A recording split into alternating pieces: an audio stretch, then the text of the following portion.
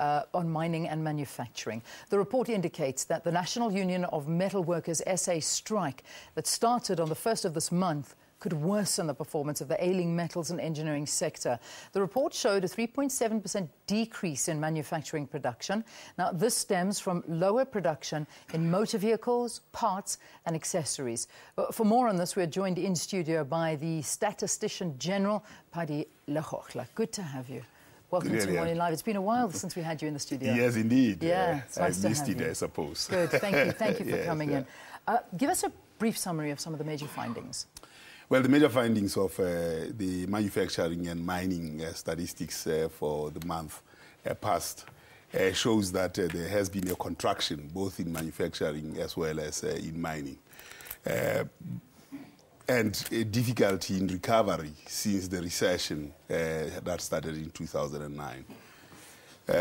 In particular, the strike in mining has caused a major decline in the platinum group of metals, where we have seen shrinkages in the mining, impact of the mining sector on the GDP of about 0.6%, minus 0.6%, with mining shrinking about 24.7%. Yeah. So you see in this, in the report that we released on mining and manufacturing, mining shrinking by 6.4%, and manufacturing by 3.4%. By 3.7%. 3.7%.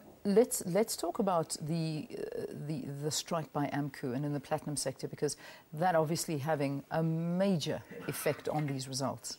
Yes, indeed. I mean, a platinum group of metals was engaged in a prolonged strike that lasted about 6 months, and in the first quarter we saw the results coming from mining itself.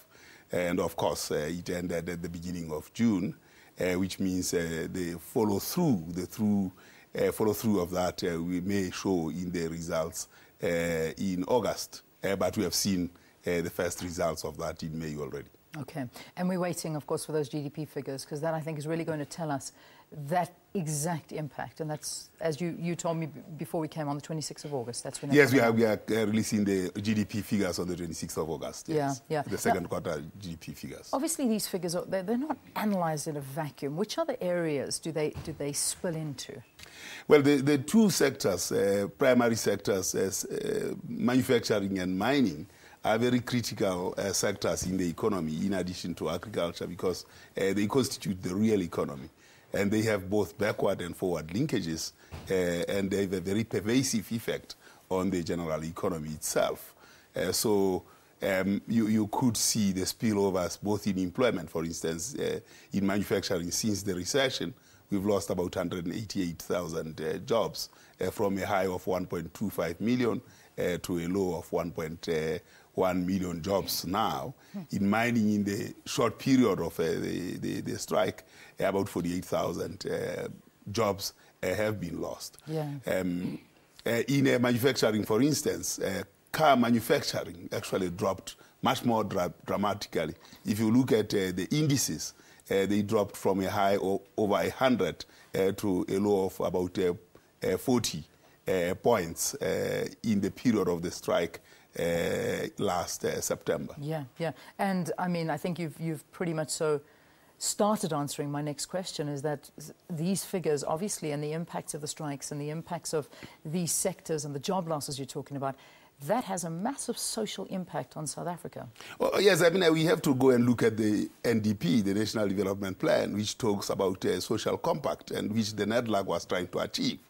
The issue of these strikes do not happen in the vacuum, and the numbers are telling a very difficult story that South Africa has to confront. And the NDP puts center stage that a discussion, a discourse has to happen. And these numbers have to be put on the table as evidence around what then should be done. Yeah. What about our trading partners? Because, I mean, this affects them too.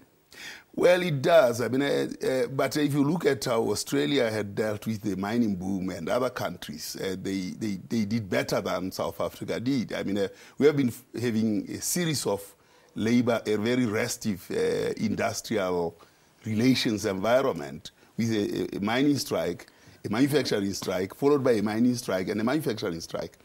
those things following one on the other create a very difficult environment for production and economic growth and employment.